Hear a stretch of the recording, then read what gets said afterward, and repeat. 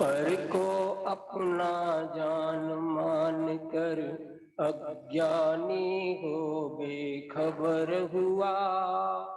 सदगुरु की जब सुनी च देशना तब निर्मल भेद विज्ञान हुआ।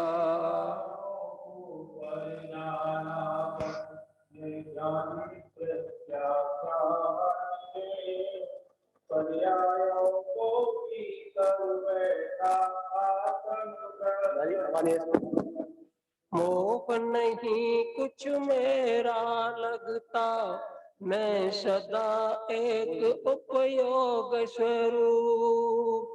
धर्मादिक भी मेरे कुछ नहीं, मैं सबका ज्ञाता चेतन भूत।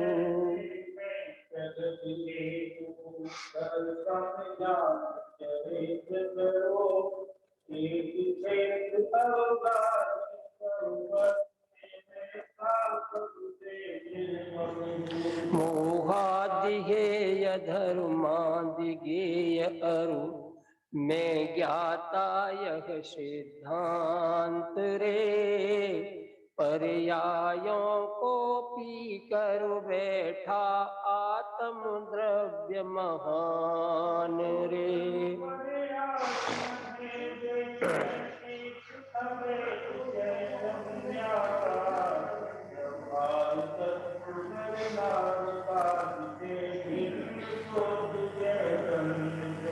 चैतन्य मात्र को नहीं लांघता, मैं दृग ज्ञानमयी उपयोगी हूँ।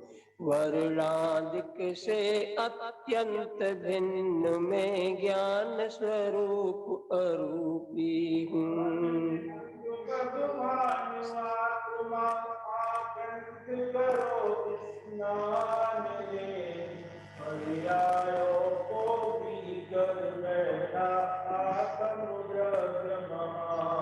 कुछ अध्यवसान कुजीव कहें, कुछ पुद्गल कर्म कुजीव कहें।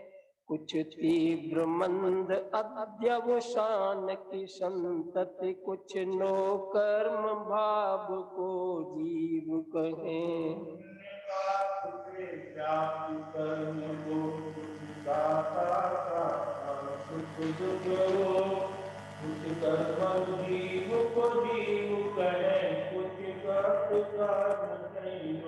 इन सब से भिन्न ज्ञानी अनुभव थे, जीव चैतन्य स्वभाव रे। पर्यायों को पी कर बैठा आत्म द्रव्य महान रे।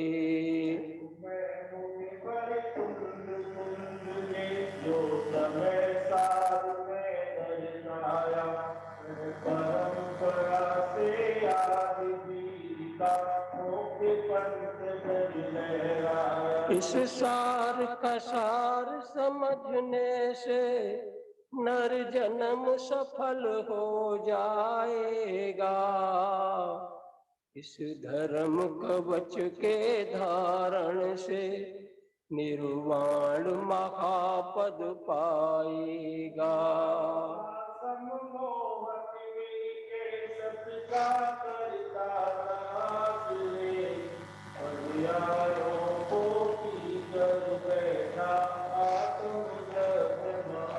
नमः समय साराय स्वानुभूत्या चकाशते चित् स्वभावाय भावाय सर्वभावान्तरच्छिदे।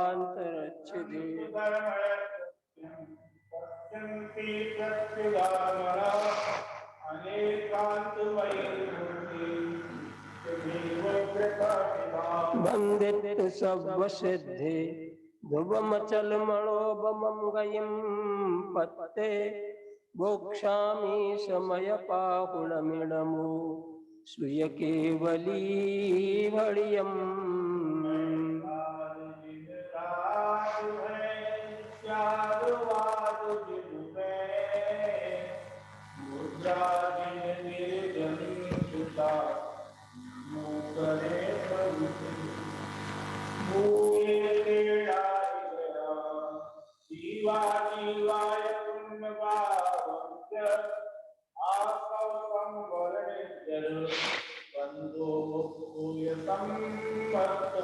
भूतार्थ से जाने अजीव जीव पुण्य पाप निर्जरा आश्रव संबर बंध मुक्ति ये ही समकित जानना।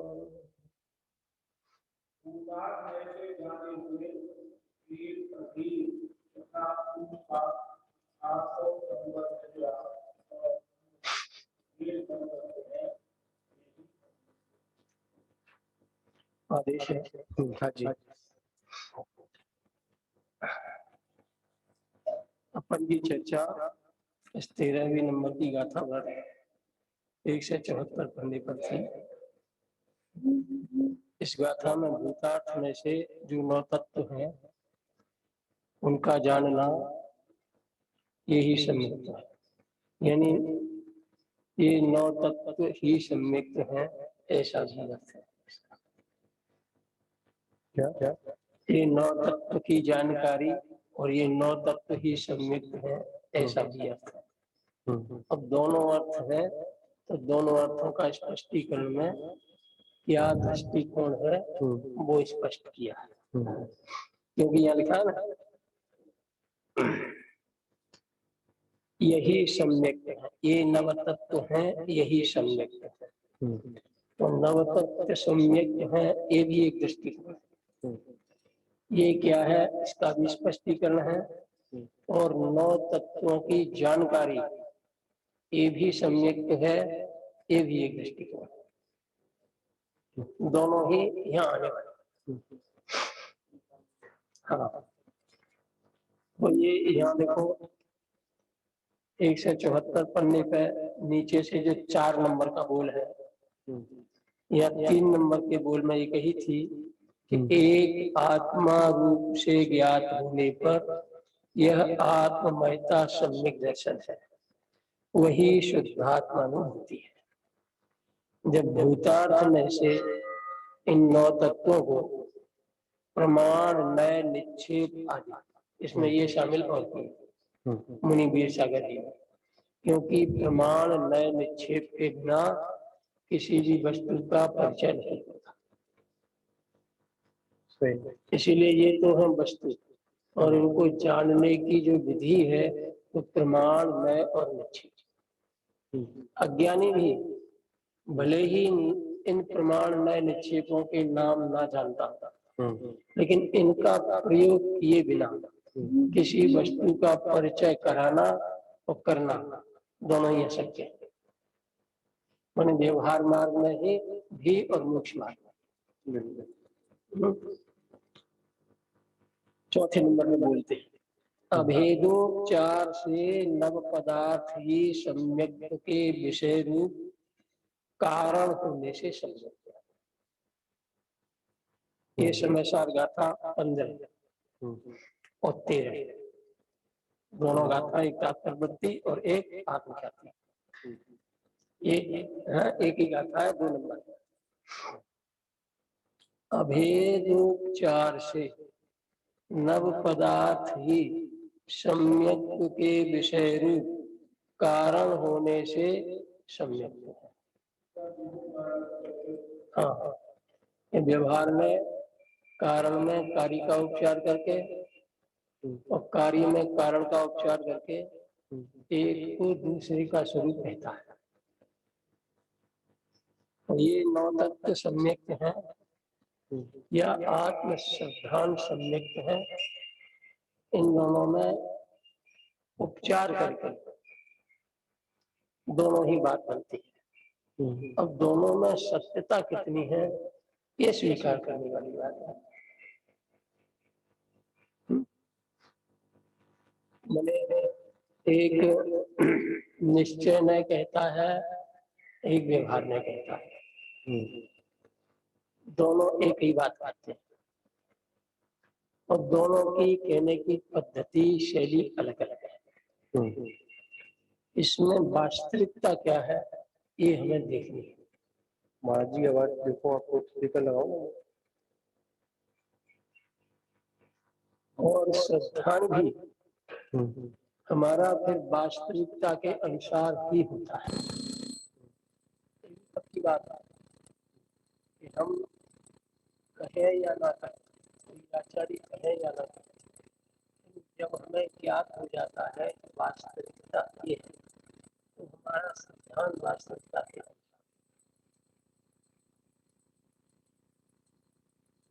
रूप में भी कहते हैं। किसी की दुकान पर जाओ कि किसकी दुकान है, आप कहीं विशेष सम्मानित जगह पर जाओ तो वो व्यक्ति अपनी कुर्सी छोड़कर आपको ये व्यक्ति आप विशेष सम्मान, लेकिन वहाँ दोनों ही समझते हैं और समझदारी इसी में है कि वास्तविकता समझते हैं।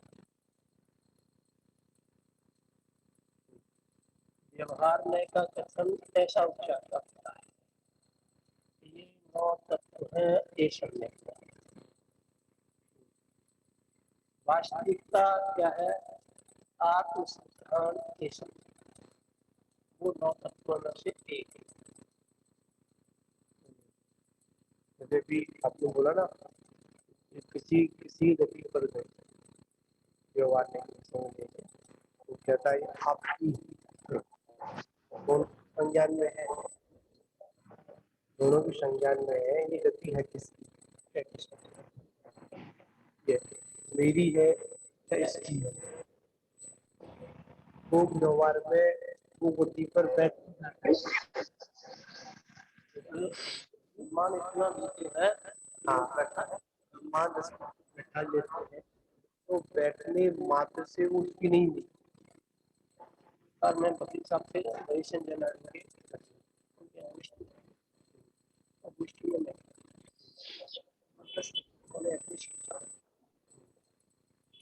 समय क्लाइंट आ गया नया,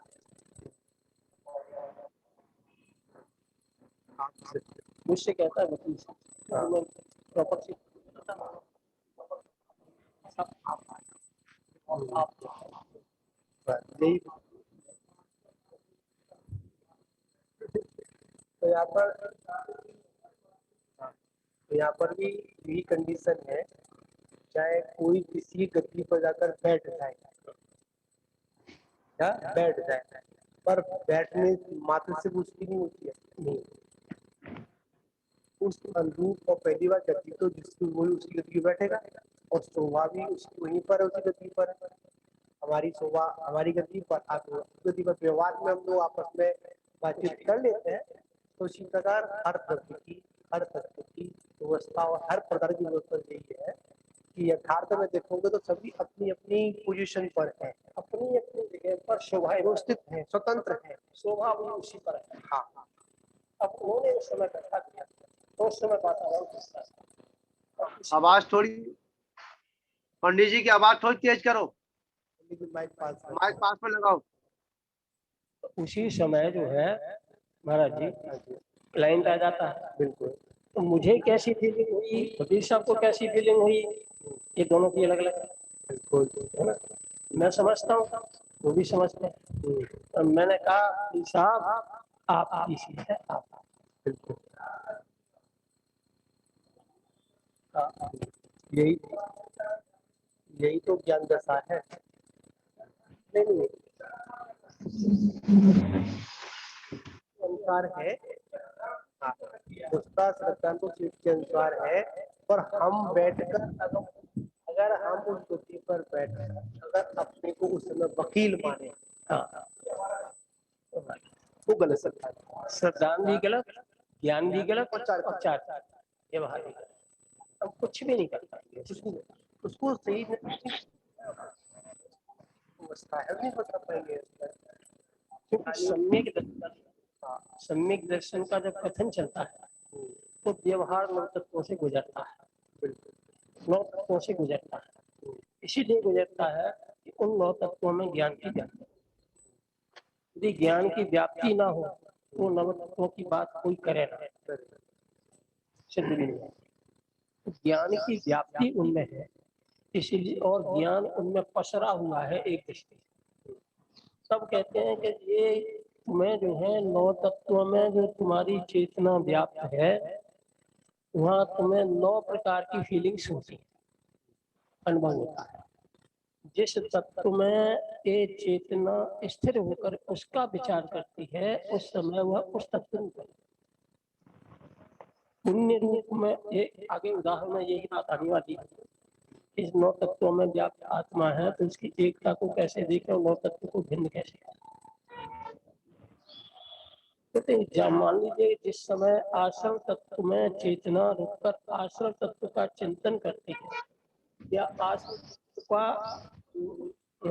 अनुभव करती है, उस समय ज्ञान आश्रम है, उस समय ज्ञान आश्रम है।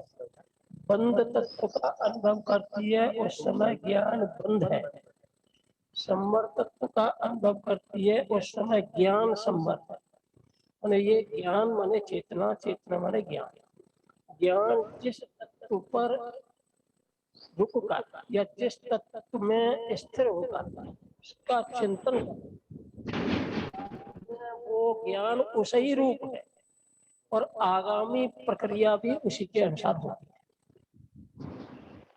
आश्रम में बैठकर पुण्य पाप में बैठकर पुण्य और पाप में रुचि लेगा तो उस समय तो ज्ञान पुण्य पाप रूप है ही, लेकिन आगामी बंध की प्रक्रिया भी पुण्य पाप रूप होगी। और वही ज्ञान किसी भी तत्व के चिंतन में रुके और मात्र चिंतन करे, मात्र चिंतन, तो वो चिंतन आश्रय होकर के वो संवरण हो। इसीलिए 12 भावनाएं जो है जो कि वैराग्य की जननी के, इसीलिए वैराग्य उसमें आश्रम भावना भी, आश्रम का बंध नहीं करते। आश्रम भावना का चिंतन आश्रम का कारण नहीं है, संवर्ग। लोक भावना में लोक का चिंतन होता है, पूरे लोक में, लेकिन लोक में घूम करके कोई किसी प्रकार का बंधन नहीं करता, पहले क्योंकि वो भावना है। भाव नहीं है, भावना और भाव अंतर है ना। अरे वो नीचे से डाल दोनों बंद कर। एक में 3 अक्षर है और एक में 2 अक्षर है। भाव में 2 अक्षर है और भावना में 3 अक्षर है। तीसरा अक्षर भावना में भाव का निषेध करने वाला है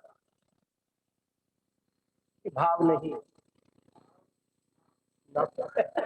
शब्द ही बोल रहा है कि शब्दों का जो सर्जन किया गया है बड़ा ही महत्वपूर्ण है। भाव और भावना उस पर जोर देंगे और ना पे भी डंडा कर दिया ना, मतलब जो भाव आप कर रहे हो वो भाव आपके करने योग्य है ही नहीं, आप इसलिए भावना आपका। यदि ना को भाव के साथ में जोड़ देंगे तो अर्थ कुछ और है, और भाव को ना से अलग रखोगे तो भाव अर्थ ही बदल जाएगा। जैसे यहाँ पर बन दिया जाएगा, मेरा भाव है कि ऐसा हो, वो तो मेरा एक कर्तव्य बुद्धि की ओर संकेत जा रहा है कि मेरी भावना है कि ऐसा हो। और अगर मैं ये कहूँ कि मेरी ऐसी भावना है तो भावना में अकृत बुद्धि आ गई। मेरी भावना है, कोई भी कर सकता है, वो जावधिकार होना चाहिए, ये मतलब। और मेरा भाव है कि ऐसा हो, तो वहां पर वो कर्तव्य बुद्धि वहां पर आ गई कि मैं ऐसा मैं करना चाह रहा हूँ, करूँ या करवाऊं। और मेरी भावना है कि जैसे आप जो बोल रहे हैं ना, आश्रम भावना, लोक भावना, तो ये बंधे का कारण नहीं है, नहीं है। तो वहां पर भावना मतलब ये कि भाव बंध का भाव बंध का कारण है, भावना बंध का कारण। क्योंकि अगर भावना से आता भी कि मेरी भावना, वहां पर मेरे भाव नहीं दिए, योगल ने उन्होंने वहां पर क्या दिया, मेरी भावना। क्योंकि विद्वानों की भी दृष्टि दूर की है, आचारों की 12 श्लोपेक्षा, मतलब 12 भावनाएं। तो चिंतन जो जहाँ पर अंतरिक्षा शब्द में बाद में भावना जुड़ी, तो अंतरिक्षा के चिंतन मात्र नहीं है कि उसका बार बार अनुचिंतन करना, जो संसार की जैसी यथा स्थिति है उसका मेरा चिंतन करना। ये तो भावना के अंदर आ गया। और अरे मिथ्यावाद से ऐसा होता है, और दोनों में ही यहाँ दो तत्व दिख जाएंगे। हाँ, दोनों में दिखेंगे। दोनों दिखेंगे। भावना ये व्यवहार तत्व है, मैंने आश्रम भाव की भावना, रागद्वेष रहित होकर के भावना, ये आश्रम व्यवहार तत्व का सिद्धांत है। और भाव हो जाए तो भावना खत्म, वो समर्थ है। बहुत सूक्ष्म अंतर है। भावना समर्थ, भावना में चिंतन है, तो चिंतन जो है व्यवहार तत्व में आ जाएगा। इसीलिए कहा ना, नव तत्वों का चिंतन व्यवहार सम्यक है। और नव तत्व का श्रद्धांत जो अभाव हो गया वो निश्चय सम्यक।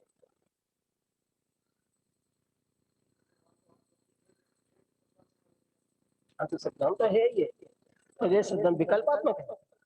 विकल्पात्मक है ना, वो ज्ञान में चलने वाली धारा, ज्ञान में चलने वाली धारा है, वो विकल्प रूप भी है, बाद में निर्विकल्प रूप भी है। जब निर्विकल्प रूप हो जाती है तो ज्ञान रूप दृष्टि बनती है, और उसी काल में सिद्धांत रूप सम्यक दृष्टि। दोनों चल जाते हैं थोड़ी देर में, भावना भी चलती है और भाव भी चलता है। जिसकी भावना निर्बल उसका भाव निर्बल, जिसकी भावना गंदी उसका भाव भी गंदा। बोले क्या? हमारे जी बोलिए आप। ऐसा है कि इसमें जैसे नौ तत्वों का सिद्धांत करना सम्य दर्शन, 9 तत्वों का चिंतन करना, अभी पंडित जी कह रहे व्यवहार सम्य दर्शन, तो निश्चय सम्य दर्शन कहाँ से बनेगा? हाँ, ये बात मर्म की है। निश्चय सम्यक दर्शन कहाँ बनेगा? 9 तत्वों का सिद्धांत तो व्यवहार सम्यक्त में चला गया, और देव शास्त्र गुरु का सिद्धांत कारण सम्यक्त में चला गया। यहाँ देवगुरु शास्त्र की अब बात कह रहा हूँ, पहले नहीं कही थी। कारण सम्यक, व्यवहार सम्यक और कार्य सम्यक। कार्य सम्यक माने निश्चय सम्यक, कारण सम्यक माने देव शास्त्र गुरु का सिद्धांत आज्ञा आदि जो सम्यक है वो चले गए, और इनके बीच में 9 तत्वों का चिंतन, ये व्यवहार सम्यक। इसीलिए क्योंकि जो आत्म श्रद्धान रूप सम्यक दर्शन है या आत्मानुभूति रूप जो ज्ञान दृष्टि है, वो नव तत्व के चिंतन पूर्वक होती है। ये अनुभूति आत्मा की निर्विकल्प अनुभूति, उसका सविकल्प चिंतन सहचारी कारण है। सहचारी पूर्वचर कारण है। इसलिए पूर्वचर कारण में उत्तर कार्य का उपचार करके इसको सम्यक्त कहा, और ये व्यवहार सम्यक्त की कोटि में आया है। इसके बाद जैसे आपने कहा 9 तत्वों का चिंतन कर, 9 तत्वों का चिंतन करते हुए जो निश्चय सम्यक की बात कही है, तो वहाँ निर्विकल्प अवस्था कहाँ बनेगी? चिंतन के काल में निर्विकल्प दशा नहीं है। चिंतन के करते करते चिंतन रुक जाए, और जिसका चिंतन है वो भाव अनुभूति में आ जाए, तो वो जो अनुभूति वाला भाव है वो आत्मानुभूति है, और उसी काल में जो श्रद्धा गुण का परिणमन है वो निश्चय सम्यक है। हाँ, जो निर्विकल्प अवस्था बने, चिंतन करते करते निर्विकल्प अवस्था बने, वो आत्मानुभूति। वो आत्मानुभूति।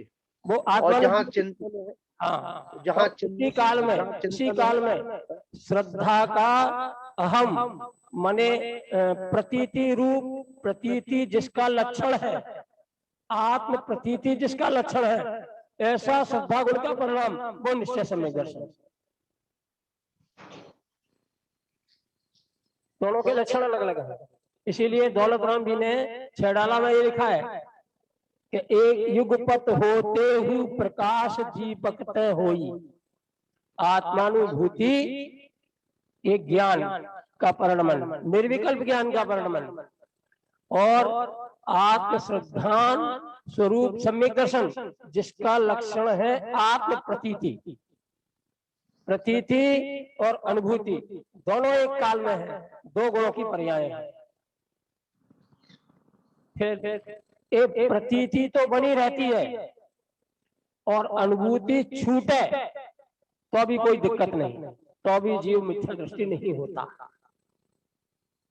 क्योंकि गुणस्थान प्रमाण काल के अनुसार एक अनुभूति छूटती है।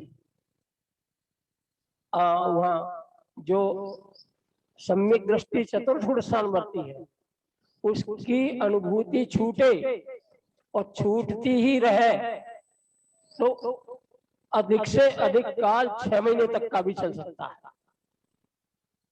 परसों उदाहरण दिया आपके साथ, परंतु प्रतीति नहीं बात आ रही, इसीलिए सम्यक दर्शन रहता है। अनुभूति की अनुभव देखो, चौथे गोस्थान लगाएंगे तुम अनुभूति कहेंगे, तुम्हारा निर्विकल्प अवस्था नहीं पंडित जी। महाराज जी अनुभूति और अनुभव में कोई फर्क नहीं है, दोनों ज्ञान गुण की पर्याय है। जमीन आसमान का अंतर है। एक बच्चा गर्भ में है, सुनो, एक बच्चा गर्भ में, एक बच्चा बाहर है, दोनों में बहुत बड़ा अंतर है। ऐसा नहीं है महाराज जी, दोनों ज्ञान गुण की पर्याय है। जिसको जब हम करणानिक सिद्धांत से देखते हैं तो अनुवृत्तिकरण काल के अंतिम समय में जहाँ मिथ्यात्व का उपशम होता है, अनंतानुबंधी का विसंयोजन होता है, वहाँ जीव के ज्ञान गुण और श्रद्धान गुण की परिणति में क्या होता है ये देखता है। अरे वो बात पंडित जी जो तुम कह रहे हो किस अपेक्षा से कह रहे हो अलग चीज है, परंतु जो आपने यहाँ चौथे गोस्थान में आपने जो अनुभूति का जो अभी बोला, बार बार वही बात आ जाती है। आपने अनुभूति और अनुभव में कोई अंतर नहीं है। अनुभूति जो है प्रत्यक्ष है और अनुभव जो है परोक्ष है, जमीन और आसमान का अंतर है। एक बालक क्लियर किया था हमने और आपने स्वीकार किया था। हमने कहा था अनुभव को, एक मिनट, कि अनुभव सविकल और अनुभूति निर्विकल, और ये आपने स्वीकार किया था। किया था, ज्ञान गुण की पर्याय है। हाँ ज्ञान जी किसने कहा? हाँ बिल्कुल है। सैद्धांतिक बात करता हूँ महाराज जी, थोड़ी सैद्धांतिक बात। 3 जीव हैं, 3 जीव जो है एक अवस्था से मुनि दशा में है, एक अवस्था से देशवृत्ति की अवस्था में, बाह्य अवस्था की बात कर रहा हूँ, अभी अंतरंग की बात नहीं कर रहा मैं। और एक जीव जो है जिसे महाराज जी ने भद्र परिणामी कहा, और पौरमंडली की भाषा में वो सम्यक के सन्मुख मिथ्या दृष्टि, ये वचन है। दोनों के भाव में कोई अंतर नहीं है, सम्यक के सन्मुख मिथ्या दृष्टि कहे या भद्र परिणामी कहे, ठीक है। और हम तीनों को एक ही स्थान पर रखते हैं। मान लीजिए कि तीनों को सम्यक दर्शन प्राप्त करना है तो तीनों ही ये करण लब्धि के परिणाम में चले।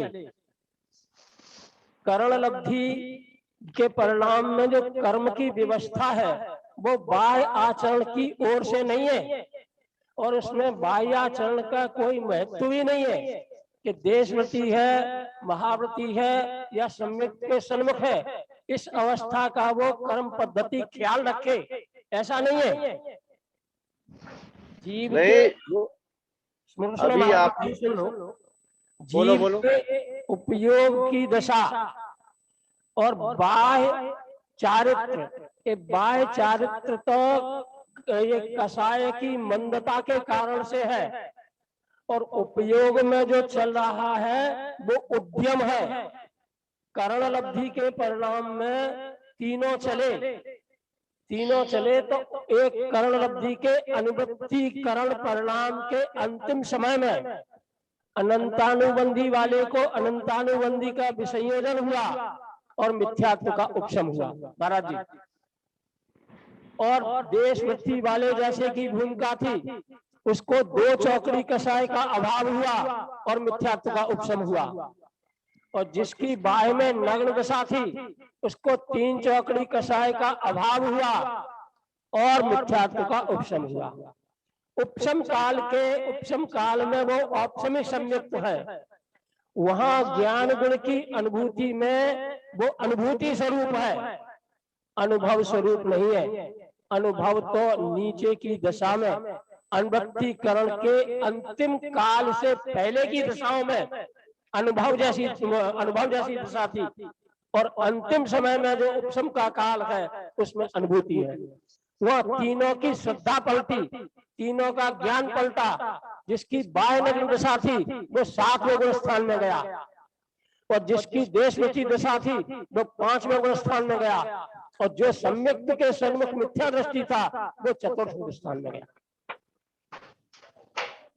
पंडित जी थोड़ा सा उस दिन जो है आपने अनुभूति के जो बारे में स्वीकार किया था कि एक प्रत्यक्ष अनुभूति, एक परोक्ष अनुभूति, ठीक है, हमें इसमें कोई भी विकल्प नहीं था, ठीक है। परंतु आपने अभी 4थे गुण स्थान में फिर जो है जो बोला कि 4थे गुण स्थान में जो अनुभूति जो है और अनुभव को आपने स्वीकार नहीं किया, दोनों को एक ही कह रहे हैं, तो जमीन आसमान का अंतर हो जाए। तो मानते हैं ज्ञान गुण की सुनो, ज्ञान गुण की पर्याय हैं, परंतु ज्ञान गुण की पर्याय भी तो अलग अलग है तो ज्ञान की आत्मा अनुभूति कालों में अलग अलग जैसी है। सुनो, आत्मा की जो अनुभूति जो है वो भी ज्ञान गुण की पर्याय है, वो अनुभव है वो भी ज्ञान गुण की पर्याय है, परंतु दोनों पर्याय तो अलग अलग है। तो मानते हैं आत्मा की है, परंतु दोनों में अंतर जमीन और आसमान का अंतर है। काल के अंतर से अंतर है महाराज जी। जब जैसे अनुभव है, विकल्प है, उस समय निर्विकल्प दशा नहीं, और जब सविकल्प है तब निर्विकल्प नहीं, और जब निर्विकल्प है तो सविकल्प नहीं। तो वो यही तो बात आ रही है, देखो वही तो यही तो बात आ रही। सुनो, जब आचार्यों ने 6वें गुण स्थान पर क्या कही, सविकल्प कह दिया है, निर्विकल्प नहीं कहा है, और वहां पे आत्मा की अनुभूति नहीं हुई है, वहां से वो स्वाध्याय कर रहा है, चिंतन कर रहा है, तो वहां अनुभव तो हो रहा है, आनंद आ रहा है, आ तो रहा है आनंद आत्मा में ही, ज्ञान में ही आ रहा है, ज्ञान के माध्यम से आ रहा है। महाराज जी 6वां गुण स्थान शुभोपयोग का है। कहने दो, पूरी बात कहने दो। स्थान में तीनों उपयोग होते हैं, 5वें गुण स्थान में भी तीनों उपयोग पंडित होते हैं। जी, ना आपकी समझ में आएगी ना हमारी समझ में आएगी। नहीं ठीक मैं है, क्या कह रहा हूँ महाराज जी, एक बात थोड़ा, मैं सुनूंगा, पहले मेरी 4वें तो गुण बात सुनो। स्थान और 5वें गुण स्थान की व्यवस्था में तीनों उपयोगों को कहा है, और 6वें गुण स्थान में केवल शुभोपयोग को कहा है। मुनि राज का शुद्धोपयोग 7वें गुण स्थान में है, 6वें में नहीं। और देशमती के 5वें गुण स्थान में भी तीनों उपयोगों की दशा है, शुभोपयोग भी है, शुद्धोपयोग भी है, और अशुभोपयोग भी है। सेम स्थिति 4th गुण स्थान की है। अंतर इतना है, कैसे हो जाए? एक मिनट, अंतर इतना है कि एक 4th गुण स्थान में एक कषाय का अभाव, 3 का उदय, और पंचम में 2 का अभाव, 2 का उदय, सप्तम में 3 का अभाव, और एक दृष्टि से कहें तो 4 का ही अभाव जैसा है निर्विकल्प होने की दृष्टि से। और 6वें गुण स्थान में 3 का अभाव, 1 का उदय। ये सैद्धांतिक कर्म की विवक्षा है महाराज जी, ना आपकी चलेगी ना हमारी चलेगी। मैं चलाने वाली बात नहीं कर रहा मैं, पर यहाँ जो है आचार्यों ने जो कहा है, आप उसी बात को जोर देते हैं, और जोर देने पे ही यहाँ पर गड़बड़ हो जाता है। यहाँ पहले स्पष्ट कह दिया, समय सार में प्रारंभ में ही जो 13वीं गाथा प्रारंभ हुई, उससे 12वीं गाथा में ये कह दिया, स्पष्ट कह दिया कि ये ग्रंथ जो है सिद्धांतिक ग्रंथ है, और ये जो है शुद्ध ने की बात करेगा, क्या कही, अशुद्ध की बात नहीं करेगा। तो यहाँ 4थे गुण स्थान की बात है ही नहीं। पहली बात तो ये स्वीकार करनी पड़ेगी आपको, ये जो समय सार है वो जो है शुद्ध ने की बात करेगा, और शुद्ध ने जो है सातवें अवस्थान से प्रारंभ होता है, व्यवहार से होता है, ध्यान रखना। वैसे तो शुद्ध ने तो 10 में वहां से चालू होता है, आगे से, समझा, ध्यान रखना। और जो आपने सुनो, ये 19वीं गाथा और पढ़ के देखना आप इसमें है जी, 19 नंबर की गाथा पढ़ के देखना। अरे जब एक बात सुनो, एक मेरी बात सुनो, जब उन्होंने पहले ही कह दिया, दूसरी गाथा में भी दर्शा दिया, उन्होंने जो है 12वीं अवस्था में जब 12वीं गाथा में दर्शा दिया, तो 19वें हर गाथा में खोलेंगे क्या वो, कि ये मुनि के लिए, कि श्रावक के लिए है? ऐसा नहीं है। हर गाथा में सचेत किया है, और हर गाथा में जो दूसरी गाथा में जो 7 बोले थे उसका समर्थन करते हुए उसके विपक्ष का निषेध किया है, हर गाथा में किया है। 7वीं 19वीं गाथा में अप्रतिबुद्ध को कहते हैं कि अप्रतिबुद्ध को बुद्ध होना है, माने अज्ञानी को ज्ञानी होना है। अज्ञानी को ज्ञानी होना है, तो अज्ञानी कौन से स्थान में है? लगा वो वाला तो हमेशा क्या नाम है, विद्यासागर, जो आपने, जब एक बात सुनो पंडित जी, जब दूसरी गाथा में ही खोल दिया है, आप नहीं दूसरी गाथा क्या पढ़ते हो बताओ? निकाल हमारा आ रहा है स्पष्टीकरण में ही निकाल। हाँ नहीं, क्योंकि ये आप ये सुनो, आप ये शास्त्र को पढ़ रहे हो, इसमें मानते हैं ताकि एकांत का पक्ष दे रहे हैं, परंतु जो है जो और आचार्यों ने प्रमाणित जो ग्रंथ है, पुराने प्राचीन ग्रंथ हैं, उनको भी खोल के देखा, उसमें भी जो प्रारंभ में उन्होंने कह दिया ये शुद्ध ने की बात करेगा, हाँ, तो शुद्ध की बात करेगा ही नहीं। इस बात बराबर है, इसमें कोई बुराई नहीं है। जब शुद्ध ने की बात करेगा, शुद्ध ही है, इसमें शुद्ध ने को प्रधान करके बात है, ऐसी बात नहीं अरे है। सारी बात उदाहरण में नहीं ली जाएगी, कोई सिद्धांत की बात भी लेनी पड़ेगी, सारी उदाहरण से भी काम नहीं चलेगा। उदाहरण जहाँ लिया जाएगा, माँ अशुद्ध क्या गई, व्यवहार ही है सारा। और सुनो, शुद्ध को समझने के लिए व्यवहार भी जो है वो शुद्ध का ही लिया जाएगा, वो व्यवहार का नहीं लिया जाएगा, ध्यान रखना। महाराज जी कौन सा 19वीं गाथा, एक सेकंड रुक जाओ, 19वीं गाथा निकाल, चौथे गुण स्थान वाला अविरति जीव अज्ञानी है या ज्ञानी? 19वीं गाथा, सम्यक दृष्टि चौथे गुण स्थान वाला ज्ञानी है या अज्ञानी? अभी एक सेकंड। हाँ, जी किसने कह दिया ज्ञानी नहीं है? जी किसने कह दिया? आपने ज्ञानी स्वीकार किया है? ज्ञानी तो निगोदियां पढ़ा, सुनो, ज्ञान तो निगोदियां पढ़ा, उसके पास भी है। वाला सब में ज्ञानी, उसमें चौथा गुण स्थान नहीं है। और चौथा गुण स्थान, आपने ज्ञान की बात कही है ना? हाँ, ज्ञान की बात चौथे गुण स्थान पर ज्ञान उसको भी है, बिना ज्ञान गुण के तो ज्ञानी है या ज्ञानी है? मैं ज्ञानी अज्ञानी के भेद से चौथे गुण स्थान की व्यवस्था पूछ रहा हूँ। छदमस्ती है, ज्ञान पूरा नहीं है। तो 12वें गुण स्थान वाला भी है, सिद्धांत का ज्ञान है। सुनो, जो ज्ञान है वो सिद्धांत पूर्वक है वो। अच्छा, ज्ञान सिद्धांत तो ज्ञानी तो है ना।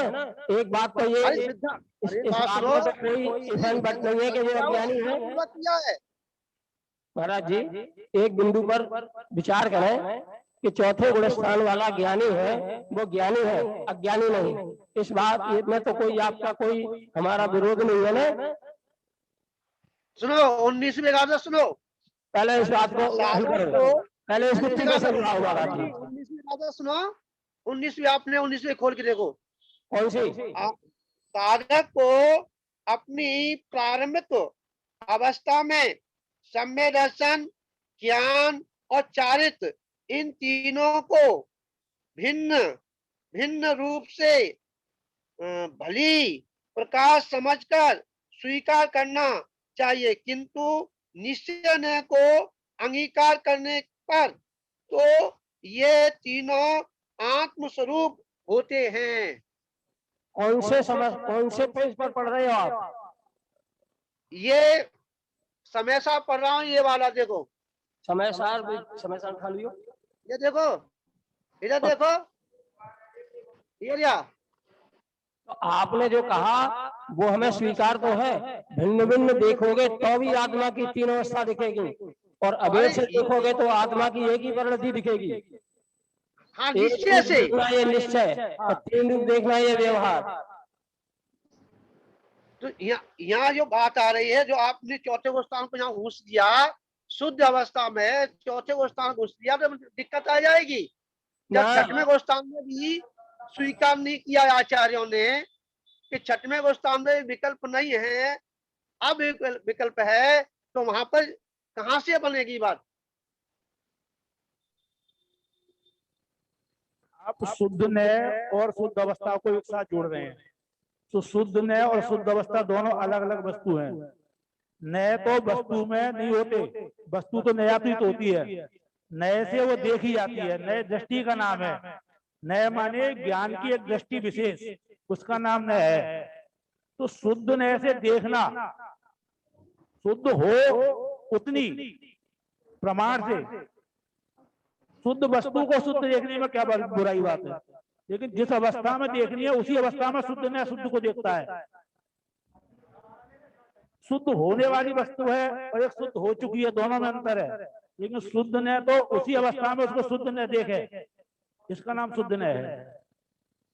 जैसे पप्पू भाई, हाँ जी। जैसे किसी ने किसी के सामने ये कहा कि भाई रसगुल्ला, ठीक है ना, तो रसगुल्ला नाम आते ही कहा गई वह रसगुल्ला उसके नजर में आ जाता है, मतलब उसका, अब रसगुल्ला उसके सामने नहीं है, परंतु जैसे ही कहा रसगुल्ला तो रसगुल्ला उसके ज्ञान में आ गया, ठीक है। अभी प्रत्यक्ष नहीं है, परोक्ष में है, वो श्रद्धा का विषय है, ना कि यहाँ शुद्ध नय को आप जो है चौथे को स्थान में घटित करो।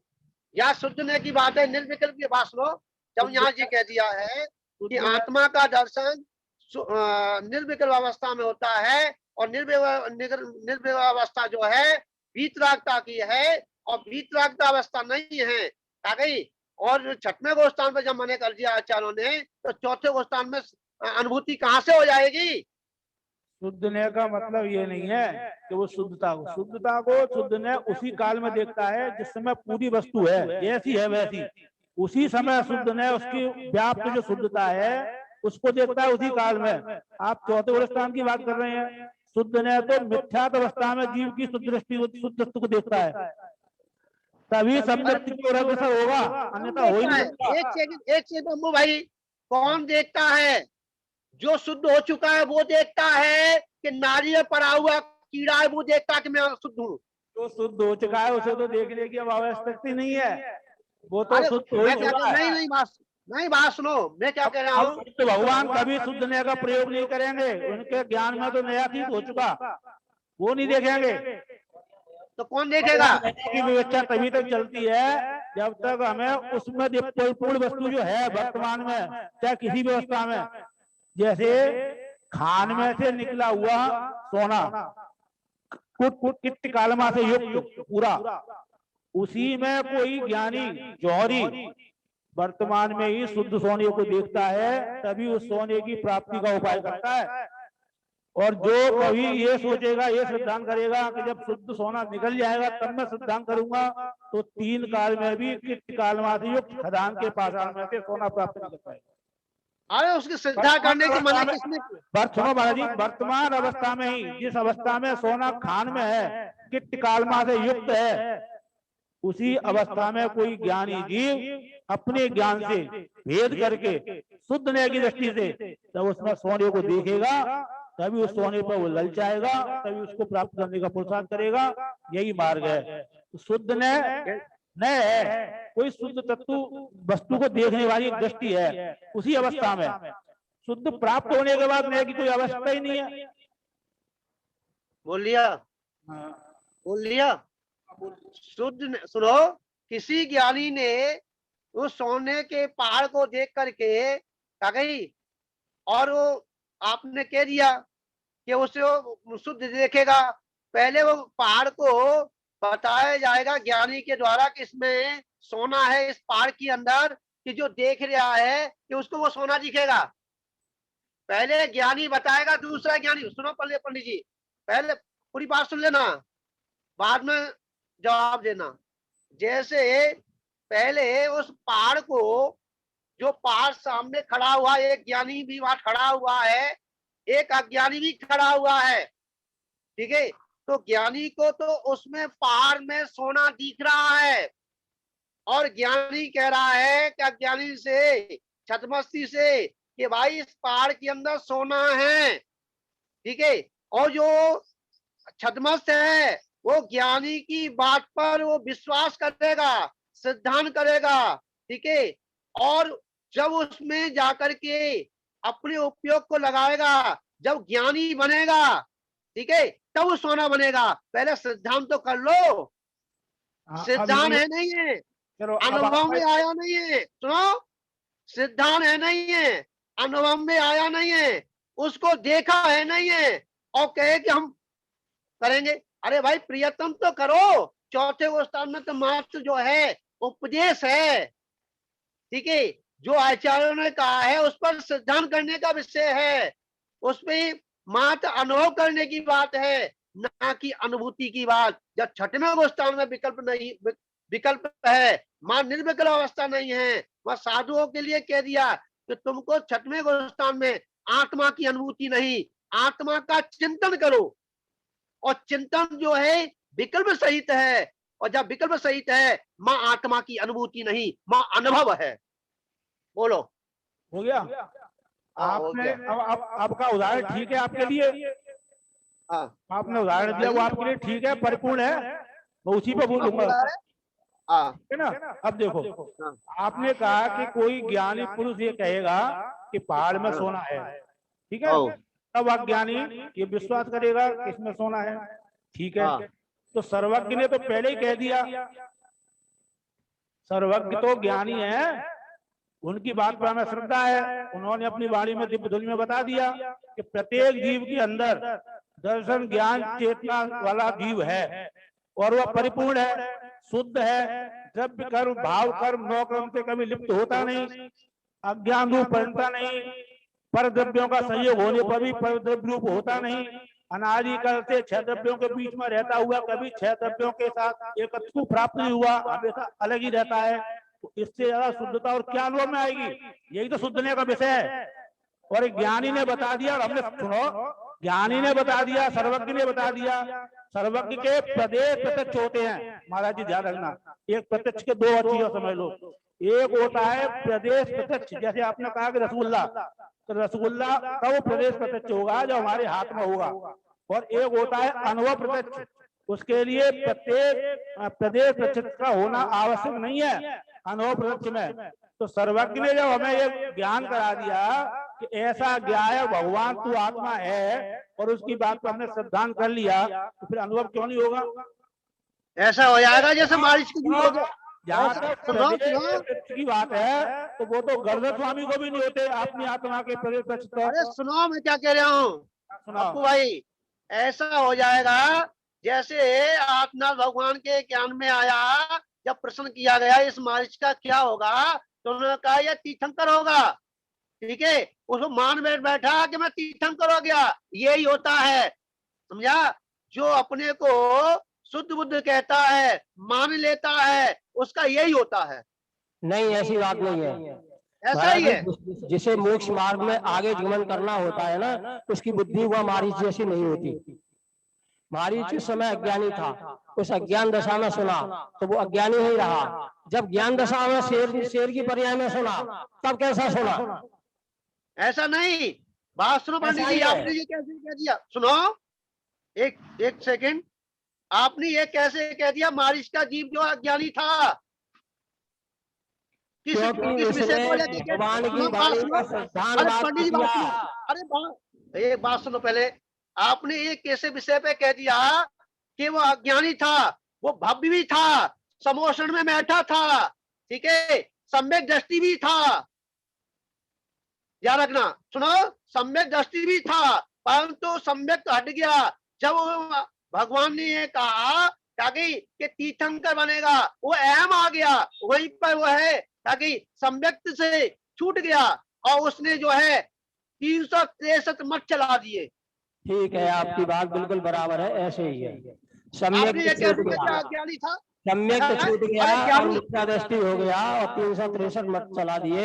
ये बात बिल्कुल पुराण में ऐसे ही मिलती है जैसे आप कह रहे हैं, और ये हमें भी आपने इसका कैसे कोई कह विरोध दिया? नहीं है। इसी लेकिन प्रकार जब सुनो, अरे अरे पंडित जी, जब छठवें गोष्ठाम में उससे अहम आ जाता है कि चौथे गोष्ठाम में रह करके वो कह रहे मैं शुद्ध बुद्ध हूँ, मैं शाश्वत हूँ, मैं अनंत हूँ, मैं सिद्ध समान हूँ, इससे बड़ा अहंकार क्या आएगा? वो तो मारिच से भी गया बीता व्यक्ति रहा।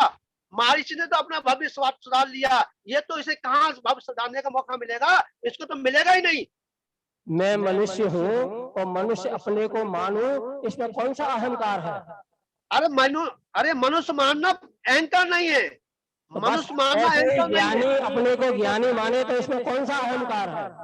बिल्कुल ज्ञानी अहंकार है, को अपने को पूर्ण ज्ञानी माने बिल्कुल तो ये अहंकार है, अहंकार ये है। कहने की चीज मिथ्या नहीं दृष्टि है। अपने को सम्यक दृष्टि माने तो अहंकार है। सुनो लेकिन सुनो ज्यों का त्यों जान रहा है, ज्यों का त्यों पंडित मर जी, रहा है, इसमें अहंकार कहाँ? अहंकार का नाश है इसमें तो। अरे पंडित जी सुनो, जिन आचार्यों ने ग्रंथ लिखे हैं उन्होंने स्पष्ट कह दिया है क्या गई कि भाई मैंने अपनी छद्मस अवस्था से मैंने ये ग्रंथ को लिखा है, ठीक है, ज्ञानी लोग इसको सुधार लें। तो उन्होंने भी वहां लघुता प्रकट केवल कराई। ज्ञानी? सुनो पहले, एक तो बोलने नहीं देते हैं, पूरी बात तो सुन लो, झगड़ा सोरी हो रहा है, तो आप पहले अरे पब्लिक पूरा की विषय बात होने पहले, दीजिए, फिर बोलने आदेश दीजिए। देना हमें, तब अपनी बात शुरू करेंगे, फिर आप सुनना हमारी। पहले आप सुनाओ। पहली बात तो ये, जो मारिच का जीव जो था, जिसको आपने अभी कहा कि वो अज्ञानी था, पहली बात तो दिगंबर संत था, छठवें गुरुस्थान में था, साथ में भी गया होगा, ठीक है। जब भगवान से ये प्रश्न किया गया समोषण में कि मारिच के जीव का क्या होगा, तो भगवान ने कहा कि यह तीर्थंकर बनेगा। जो तीर्थंकर बनेगा तो उसने कहा, भगवान ने कह दिया कि मैं तीर्थंकर बनूंगा, तो उसने कहा बनूंगा नहीं, मैं हो गया, उसे अहम आ गया। इसी प्रकार अगर किसी ज्ञानी ने किसी गृहस्थ से चौथे गोष्ठान व्रती है, अव्रती है, कोई संयम नहीं है, कोई नियम नहीं है, या और उससे ये कह दिया तो भगवान आत्मा, ठीक है, तो ऐसा ही होगा जैसा मारिच का होता है और हो रहा है। जिन लोगों से आज जो हमारे इस धर्म में जो पंथों का जन्म हुआ है, क्यों हुआ है? इसीलिए हुआ है, हे मुमुक्षु, है तो मोक्षगामी है। जो कहने वाला तो सही कह रहा है, परंतु जो मान के बैठ गया है कि मैं शुद्ध हूं, मैं बुद्ध हूं, मैं ज्ञायक हूं, मैं केवल ज्ञान स्वरूप हूं, है, ऐसा जो मान के बैठ जाता है उसका तो कहां सुधार होगा? इसलिए ज्ञानियों ने बताया है और ज्ञानी के बताए हुए पर श्रद्धा करना, ठीक है। मैं कालांतर में जाकर के सिद्ध बनूंगा, कालांतर में जाकर के मैं ज्ञानी बनूंगा, कालांतर में जाकर के जब इस भेष को धारण करूंगा, जब मैं शुद्ध आत्मा को दर्शन करूंगा, ऐसा सिद्धांत करेगा तो उसका मोक्ष मार्ग प्रशस्त होगा। ना कि मैं शुद्ध हूं, मैं बुद्ध हूं, यह कभी भी तुमको समय दर्शन की प्राप्ति होने वाली नहीं, क्योंकि ये जो अहम को लेकर के बैठा है। बोलो महाराज जी, या और कुछ कहना है आपको? बस कह लिया, कह लिया। महावीर भगवान की सभा में दो जीव बैठे थे, एक जम्बू स्वामी और एक जो था पार्श्वनाथ के जमाने का तीर्थ तीर्थ मतलब दीक्षित जीव, क्या नाम था उसका? नाम मुझे ध्यान नहीं है। हाँ वो उसका नाम था क्या नाम था? जिसने जो मोहम्मद, हाँ जो जिसने मोहम्मद धर्म को चलाया, तस्करी। महावीर तस्करी नाम था। भगवान की देशना में आया कि जो जम्बू स्वामी है ये इसी भव से मोक्ष प्राप्त करेंगे। जम्बू स्वामी के बाबा भी वहां बैठे थे, वो खुशी से नाच उठे, आहा मेरा नाती मोक्ष प्राप्त करेगा। और जम्बू स्वामी को भी अंदर से ऐसा उल्लास आया कि भगवान की वाणी है और मुझे इसी भव में मोक्ष प्राप्त करूंगा ऐसा कह रही है, तो विशेष पुरुषार्थ और उमड़ा और एक जीव भगवान के समूह शरण में से उठ गया। तो ये तो जीव की तत्समय की योग्यता पर निर्भर है।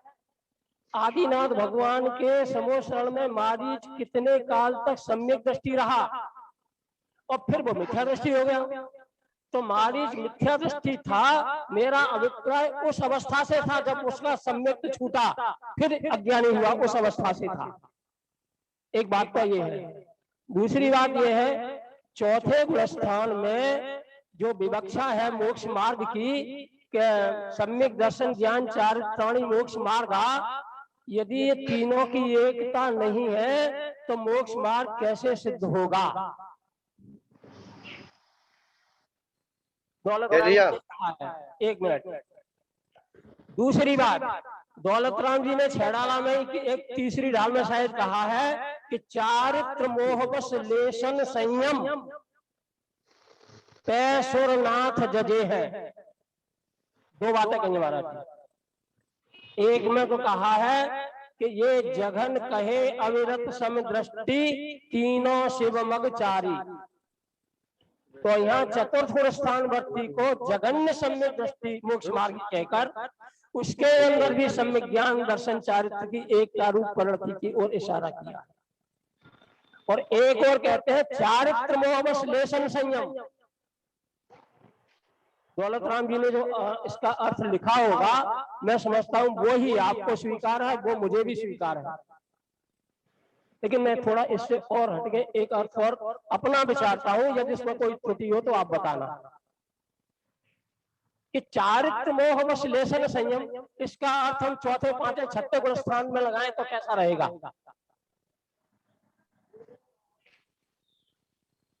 ये मैं अपनी ओर से कह रहा हूं महाराज, मैं इसीलिए कह रहा हूं चारित्र मोह कषाय है, कर्म का उदय है। इस कर्म के उदय से जो चारित्र मोह प्रकट हुआ है उसमें लेश भी संयम नहीं है। छठे गुण स्थान में संज्वलन संबंधी जो चारित्र मोह का उदय है, जितना उदय है उसमें लेश भी संयम नहीं है। और जितना चारित्र मोह से मुक्त परिणाम है उसमें रत्नत्रय की धारा है। पंचम गुण स्थान में भी, चतुर्थ गुण स्थान में भी, ये मेरा मानना है।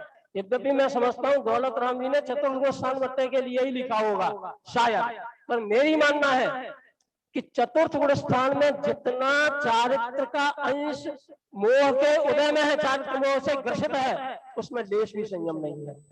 और अनंतानुबंधी चारित्र का घात करती है, उसके अभाव रूप जो शुद्धता है उसके साथ उत्तर परिणति। यदि ऐसा ना हो तो मोक्ष मार्ग चौथे गुण स्थान में सिद्ध नहीं होगा। निश्चय मोक्ष मार्ग है, व्यवहार मोक्ष मार्ग नहीं। अनुभूति वाला मोक्ष मार्ग है, अनुभव वाला ही नहीं। मैं तो अनुभूति और अनुभव को करीब करीब एक ही मानता हूँ। महाराज जी ने यदि इसमें दो व्यवस्थाएं दी है, मुझे एतराज नहीं है, लेकिन मैं तो अनुभूति वाला भी चौथे गुण स्थान में मानता हूँ। और यदि ऐसा नहीं है तो फिर मोक्ष मार्ग चौथे गुण स्थान में कैसे शुरू होगा? और जहां तक भद्र परिणामी और सम्यक मिथ्या दृष्टि की बात है, तो हाँ उसे खरेखर ना मिथ्या दृष्टि कह रहे और ना सम्यक दृष्टि कह रहे। इसलिए भद्र परिणामी संज्ञा आई और सम्यक संज्ञा आई। वो जीव नाली का कीड़ा नहीं है, वो जीव असंगी पंचेंद्री नहीं है, वो जीव भव्य है जो सम्यक के सन्मुख है। आज नहीं तो कल, इस पर्याय में नहीं तो अगली पर्याय में देशना को सुनेगा, भेद विज्ञान करेगा, करण लब्धि होगी और कालांतर में उसको उपशम सम्यक्त भी होगा और क्षयोपशम सम्यक्त भी होगा, क्षय भी होगा और मोक्ष भी जाएगा। ऐसा नहीं है कि चौथे गुण स्थान में अनुभूति नहीं है। बिना अनुभूति के तो सम्यक दर्शन भी नहीं होता, बिना अनुभूति के सम्यक ज्ञान भी नहीं होता। ये सत्य बात है आगम की। ऐसा कह करके कोई ये समझे, कोई ये कहे कि चतुर्थ गुण स्थानवर्ती मुनिराजों के बराबर हो गया, तो वो जो समझे वो मूर्ख है। मैं यहाँ बैठ करके मान लीजिए, मैं अपने मुंह से नहीं कह रहा, ये अपने मुंह से नहीं कह रहा, ये सब अपने मुंह से नहीं कह रहे, मान लीजिए हम चतुर्थ गुण स्थानवर्ती सभी सम्यक दृष्टि है, अविरत सम्यक दृष्टि है, हम देशवर्तियों के बराबर या महावर्तियों के बराबर हम माने तो हमारा सम्यक कैसा? हम सब मूर्ख की श्रेणी में है। और चौथे गुण स्थान में यदि सम्यक दर्शन ना माने अभी मूर्ख की श्रेणी में है। मैं अपन जो स्टार्टिंग में बात कर रहे थे भाव और भावना वाली, इसी बात को इस कोई गाथा में भी उसको मिलता जुलता उन्होंने प्रकट कर दिया है। अगर कोई अपने में ज्ञान आदि का बताओ वो अबुद्धि में वचन दिया है, आकृति बुद्धि मतलब अज्ञानी प्रतिबुद्ध है। आवर्त उल्टी जाता है। तो यहाँ पर भी ये बात क्लियर है कि बात अभी महाराज जी बोल रहे हैं, आप भी बोल रहे हैं, बात जहाँ की स्थिति है वो सही है, पर क्या थोड़ा वो शब्दों का फेर पड़ जाता है, जिससे सामने वाला व्यक्ति को एक लोक मार्ग में जो चल गया है इसलिए थोड़ा वो बाधित लगता है। स्वीकार करने में कोई दिक्कत नहीं है, ये बात बिल्कुल सही है कि चतुर्थ स्थान की अवस्था में जो आत्मानुभूति होगी चतुर्थ स्थान के अनुरूप ही होगी, तभी मोक्ष मार्ग होगा। हाँ तभी होगा। कि जब तक उस वस्तु तत्व का श्रद्धान या अनुभव या अप्रत्यक्ष अनुभूति जब तक हमारे ज्ञान में नहीं आएगी तब तक आगे बढ़ेंगे। जैसे कल आपकी वही हुई थी मंदिर में तो भगवान को ले जाने की बात आई थी, हमने कैसा लगा अपू भाई, तो मन में एक ऐसा लग रहा था कि भगवान है, ठीक है ना। तो एक प्रशस्त राज की अवस्था भी वहां पर झलक के आ रही थी और उनको जाना था, ठीक है। तो वहां पर ऐसी व्यवस्था ज्ञानी की नजर में आएगी कि उस प्रतिमा को तो जाना था, आज से ही जाना था, पर मेरा वही चलता